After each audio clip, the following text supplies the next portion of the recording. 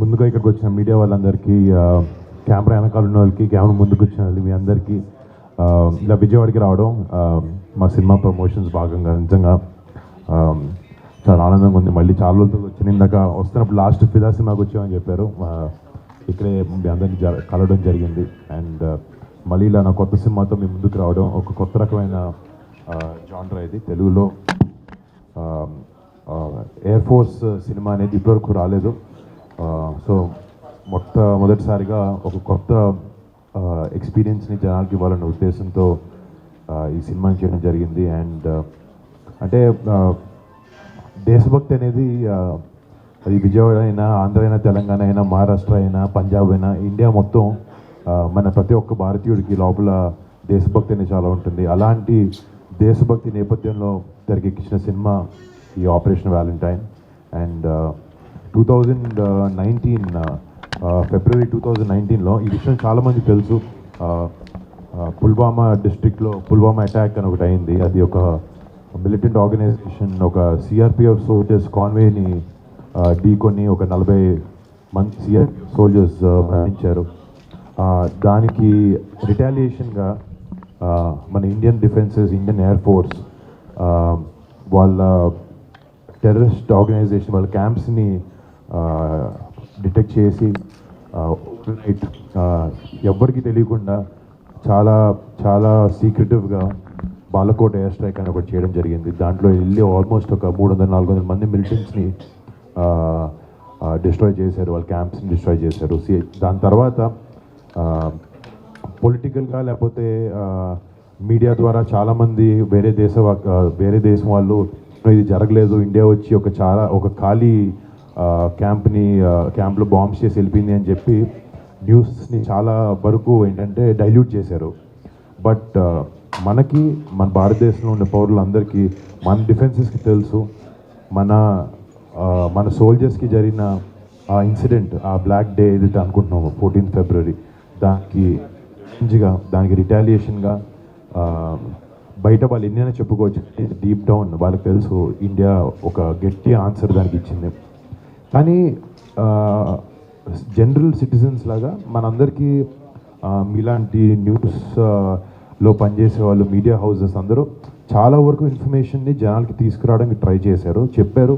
But మనకి కూడా వెనకాల ఈ మిషన్ వెనకాల వాళ్ళ ప్లానింగ్ ఎలా జరిగింది, వాళ్ళు ఏ ఉద్దేశంతో చేశారు, వెనకాల అంటే ఇలాంటి మిషన్ చేయాలంటే అది ఒక ఆషామాషి విషయం కాదు. చాలా టైం కానీ, చాలా ప్లానింగ్ కానీ దాని వెనకాల ఉంటుంది. సో ఆ బ్యాక్ డోర్ ఏవైతే ప్లానింగ్ జరిగిందో, ఏవైతే వాళ్ళు ఈ మిషన్ ప్లానింగ్ అంతా జరిగిందో, ఇదంతా చాలా డీటెయిల్డ్గా జనాలకి చూపిస్తే మన సోల్జర్స్ మీద, మన ఎయిర్ ఫోర్స్ పైలట్స్ మీద మనందరికీ రెస్పెక్ట్ ఉంది వాళ్ళ మీద ఎప్పుడు.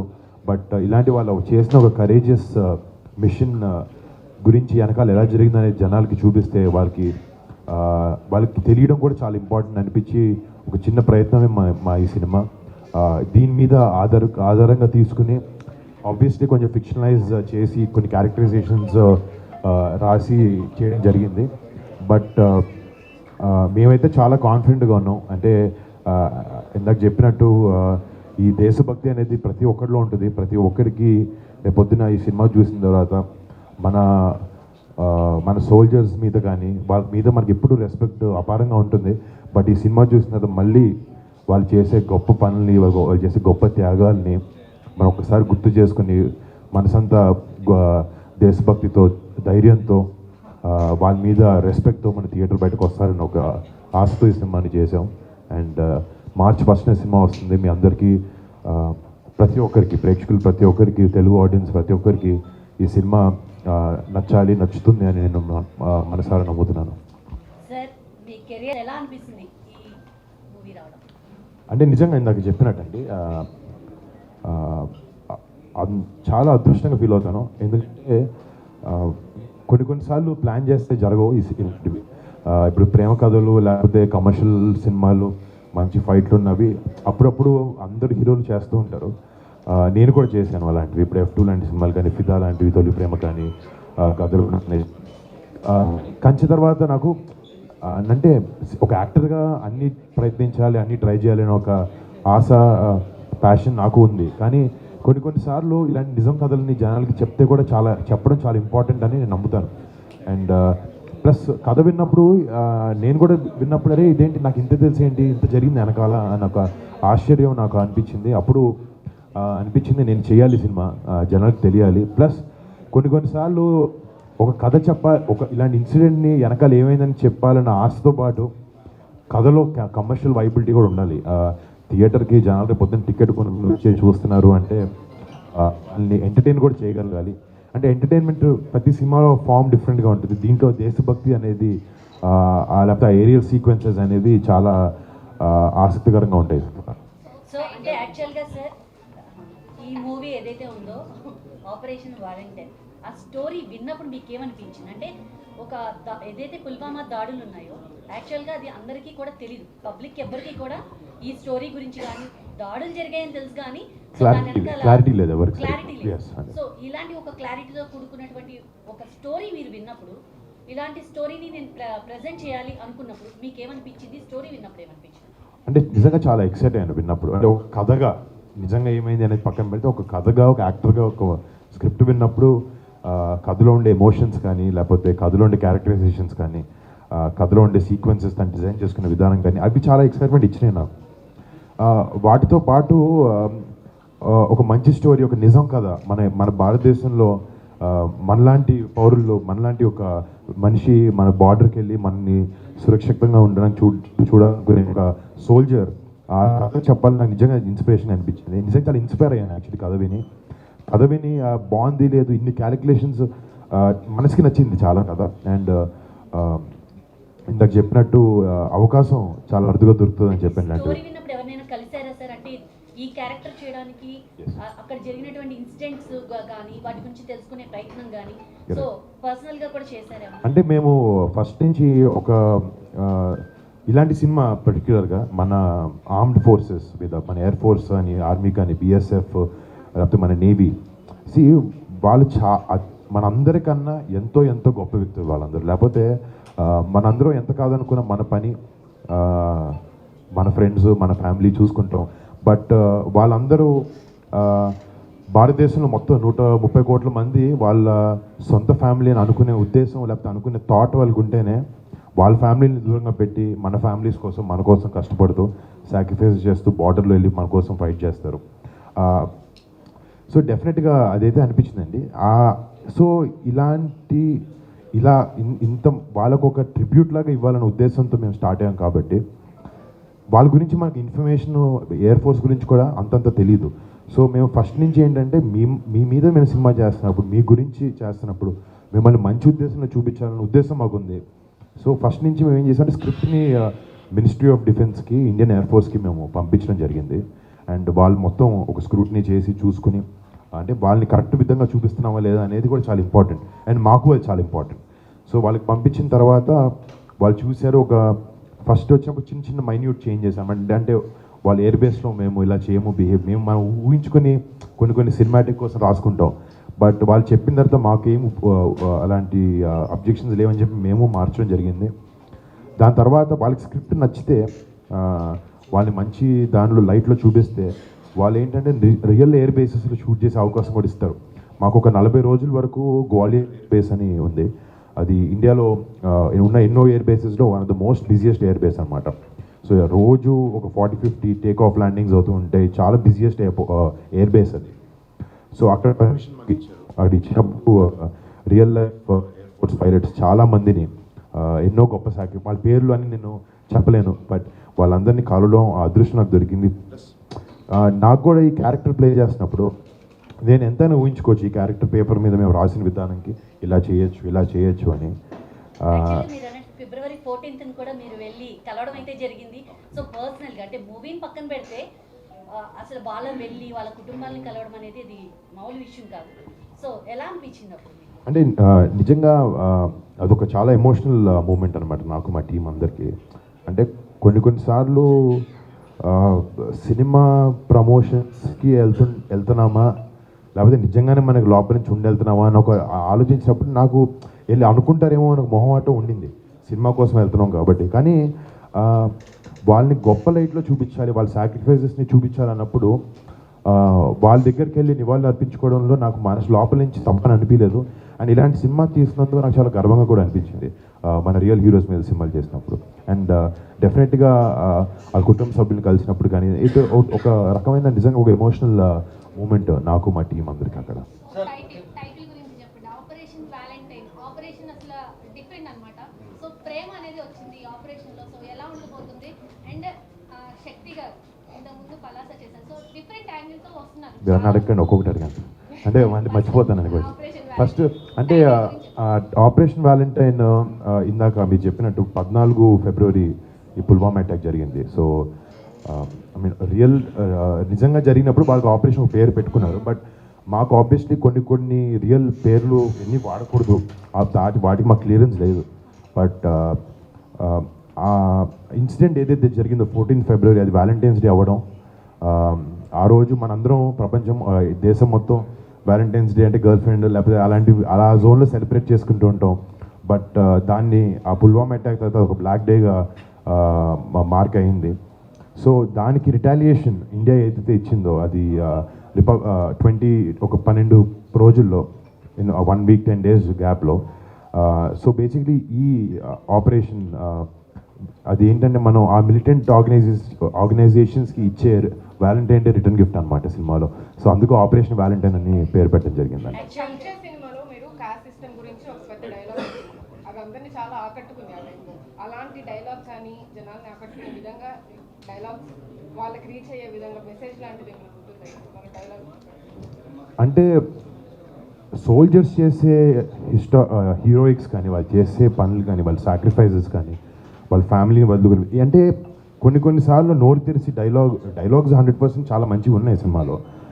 బట్ నేను అంటున్నాను ఇలాంటి స్టోరీలు చేసినప్పుడు ఇలాంటి స్టోరీలో వాళ్ళు చేసే ప్రతిదీ ఇన్స్పిరేషన్గా ఉంటుంది. ప్రతి దాంతో చాలా కన్వే చేయాలనుకుంటాం. వాళ్ళు ఎలా బిహేవ్ చేస్తారు, ఇందాక చెప్పినట్టు వాళ్ళ ఫ్యామిలీస్ని పక్కన పెట్టి మన ఫ్యామిలీస్ కోసం ఫైట్ చేస్తుంటారు. వీటన్నిటి నుంచి మనం ఎంతో నేర్చుకోవచ్చు. నేను కలిసినప్పుడు వాళ్ళ స్టోరీస్ విన్నప్పుడు చాలా ఇన్స్పైర్ అయ్యాను అలాంటి విధంగా. అండ్ సినిమా చూసినప్పుడు కూడా రేపు పొద్దున అంటే మా జనరేషన్ కాదు, ఇంకా చిన్నపిల్లలు ఇంకా యంగ్స్టర్స్ ఉన్నారు, వాళ్ళందరికీ యూనో అలాంటి కరేజెస్ టేల్స్ చూసినప్పుడు లైఫ్లో ఏదైనా అకంప్లిష్ చేయొచ్చు అని ఒక కాన్ఫిడెన్స్ వస్తుంది అని అనుకుంటున్నాం. ఐ థింక్ సినిమా ద్వారా ఆబ్వియస్లీ సోల్జర్స్ వాళ్ళ లైఫ్ స్టైల్ వాళ్ళ లైఫ్ స్టోరీస్ చూపించాలని ఉద్దేశం ఉన్నా కూడా ఇలాంటి కరేజెస్ టేల్స్ చూపించినప్పుడు యంగర్ జనరేషన్స్కి కొన్నిసార్లు ఇలాంటి సినిమాలు కూడా చాలా ఇంపార్టెంట్ అనిపిస్తుంది నాకు.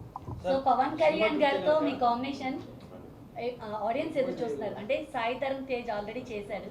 సో మీ కాంబినేషన్ వస్తే బాగుంటుందని మీ ఫ్యాన్స్ అటు పవన్ కళ్యాణ్ ఫ్యాన్స్ ఎదురు చూస్తున్నారు. వాళ్ళకి ఎప్పుడైనా న్యూస్ చెప్పబోతున్నారా? అంటే ఏది లేదండి. బట్ నాకు కూడా చాలా ఇంట్రెస్ట్ ఉంది ఆ విషయం చేయాలని. బట్ ప్రస్తుతానికైతే ఇది ఎవరి కథ చెప్పడం జరగలేదు. బట్ తేజ్ చేసేటో అది బాగా ఆడింది and we are very happy for that. Sir సినిమా చూస్తే ఒక భారీ బడ్జెట్ సినిమా మీరు చెప్పేదాని ప్రకారం మరి డైరెక్టర్ ఏమో మరి కొత్త కొంచెం డైరెక్టర్ అని చెప్పుకోవాలి, ఎలా డీల్ చేస్తారండి? అంటే నేను నమ్మేది ఏంటంటే ఏ ఇండస్ట్రీలో అయినా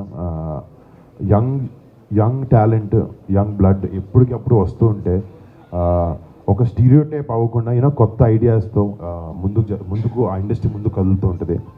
అది ఎప్పుడూ టైం చూసిన ఈరోజు మీరు చూసిన వెటరన్స్ కూడా ఒక టైంలో వాళ్ళు యంగ్ జనరేషన్ యంగ్స్టర్స్ అనమాట. కానీ ఒక డైరెక్టర్ని కలిసినప్పుడు కొత్త డైరెక్టర్ని కలిసినప్పుడు కథ ఎంత బాగా రాశాడు ఇవన్నీ పక్కన పెడితే తనకు ఒక ప్యాషన్ ఉంటుంది, డైరెక్షన్ మీద ప్యాషన్ ఉంటుంది. చాలా వరకు ఏంటంటే నేను డైరెక్టర్ని అవ్వాలి అని ఒక ప్యాషన్ చాలా ఎక్కువ ఉంటుంది. బట్ ఈ డైరెక్టర్ని కలిసినప్పుడు అబ్బాయి తెలుగు అబ్బాయి కూడా కాదనమాట, అబ్బాయి రాజస్థాన్ నుంచి.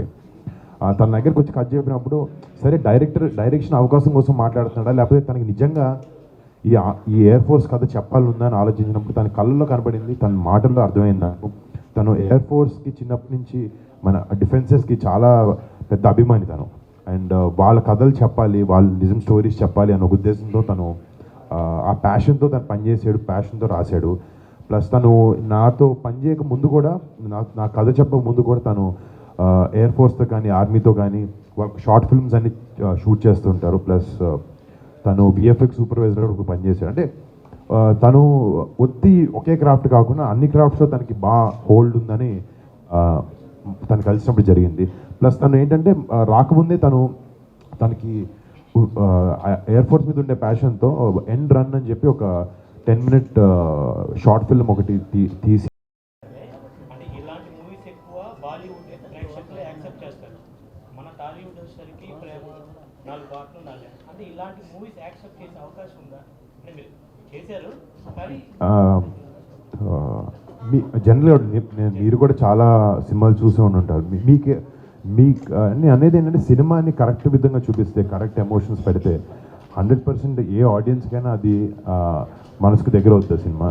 బట్ అంటే ఏ సినిమా అయినా అండి, ఏ నేపథ్యం అయినా తీసుకొని, ఏ బ్యాక్డ్రాప్ అయినా తీసుకొని, ఎమోషన్ స్ట్రాంగ్గా ఉంటే అది ఏ లాంగ్వేజ్ అయినా, మీకు రేపు పొద్దున ఒక హిందీ సినిమా చూపించినప్పుడు మీకు హిందీలో అన్ని పదాలు అర్థమైనా అర్థం కాకపోయినా, ఒక మలయాళం సినిమా చూసినప్పుడైనా ఎమోషన్ కంటెంట్ బాగుంటే మీకు డెఫినెట్గా మిమ్మల్ని ఆకట్టుకుంటుంది. ఈ సినిమా ఇంతకుముందు ఎందుకు ఎవరు ట్రై చేయలేదో నాకు తెలీదు. బట్ ఒక యాక్టర్గా నాకు మంచి కంటెంట్తో రావాలి, వస్తే జనాలు ఆదరిస్తారనే ఒక ధైర్యం, కాన్ఫిడెన్స్ నాకు ఎప్పుడు ఉంది. ఎందుకంటే ఇప్పుడు 2015లో కంచే లాంటి సినిమా నిజంగా ఒక ఎక్స్పెరిమెంటల్ ఫిల్మ్ ఆ టైంలో. అలాంటి స్క్రీన్ ప్లే కానీ, అలాంటి క్యారెక్టరైజేషన్స్ కానీ, వెళ్ళి వార్ సినిమా కానీ అలాంటి. బట్ ఇప్పుడు చూస్తే మీరు జనాలు సినిమా చూసే విధానం కానీ అన్నీ చాలా వరకు మారుతూ ఉన్నాయి అండ్ ఇంట్రెస్ట్ డిఫరెన్స్ వస్తూ ఉన్నాయి. ఇప్పుడు ఏంటంటే వైడ్ యాక్సెప్టెన్స్ వచ్చింది జనాలకి. బట్ అల్టిమేట్గా అది ఓ 20-30 ఏళ్ళ క్రితంకి వెళ్ళినా, లేకపోతే ఇంకో 10 ఏళ్ళ తర్వాత అయినా కూడా ఎమోషన్ అనేది సినిమాలో గట్టిగా ఉంటే, బలంగా ఉంటే ఏ సినిమా అయినా జనాన్ని ఆకట్టుకోగలుగుతుంది. అండ్ అలాంటిది ఈ సినిమాలో టన్నుల్లో ఉంది ఎమోషన్. అది రేపొద్దున అందరికీ డెఫినెట్గా కనెక్ట్ అవుతుందని అనుకుంటున్నాను. మీరు చెప్పండి. ఓటీటీ కోసం ఏమైనా వెబ్ సిరీస్ ప్లాన్ చేస్తున్నారు? అంటే ఇంకా అందరూ వచ్చేసారు ఆల్రెడీ ఓటీటీలో. అవునండి. అంటే ప్లానింగ్ అదే ఇందాక చెప్తాను కదండి, ఇండస్ట్రీలో లేకపోతే ప్లాన్ బట్టి ఏది జరగదు. సిచ్యువేషన్ బట్టి ఏదన్నా నిజంగా రావాల్సిన టైంకి ఒక మంచి కథ వస్తే అది ఓటీటీ అయినా, ఏ స్పేస్ అయినా. ఇప్పటివరకు ఎవరు అప్రోచ్ అవ్వలేదా ఓటీటీ? అవ్వలేదు. డిస్కషన్ జరిగినాయి కానీ అంత నచ్చినవి రాలేదు. సో చేస్తే కూడా మంచి ఇంపాక్ట్ఫుల్. మల్టీ స్టార్ నేను మల్టీ స్టార్ మీరు అడిగితే నేను చేశాను కదండి, గట్టిగా 2 చేశాను కదా. నేను 12 సినిమాలు చేసి అంత 2 చేశాను. బట్ అదే ఎగ్జాక్ట్లీ ఇప్పుడు మల్టీ స్టారర్స్కైనా, ఓటీటీస్కైనా మీరు ఇందాక ఎవరైనా పర్టికులర్ యాక్టర్తో సినిమా, అది బాబాయ్ గారితో అన్నారు, లావణ్య గారితో. దీని వెనకాల కథే ముఖ్యం. అదే కథే ఇప్పుడు ఒక స్క్రిప్ట్ వెనకాల మీ పేరు రాస్తుంటుంది అంటారు. రేపు పొద్దున అలా రాసుకుని మన దగ్గర రావాలి, త్వరగా స్క్రిప్ట్ రావాలని కోరుకుంటున్నాను. సో సింగిల్ నుంచి మింగిల్ అయిపోయారు. సో దానికి దీనికి ఎలా అనిపిస్తుంది? అంటే బ్యాలెన్స్ చేస్తున్నారు. అంటే ఒక డిఫరెన్స్ పెద్ద ఏం లేదు. ఎందుకంటే మేము బాగా ఒక 5-6 ఏళ్ళ నుంచి మాకు ఇద్దరు పరిచయం ఉంది కాబట్టి పెద్ద డిఫరెన్స్ లేదు. ఇద్దరు ఫ్రెండ్స్లో ఉన్నాం, ఇప్పుడు ఒకే ఇంట్లో ఉంటున్నాం అంతే. Okay sir, thank you sir. Thank you అందరికీ.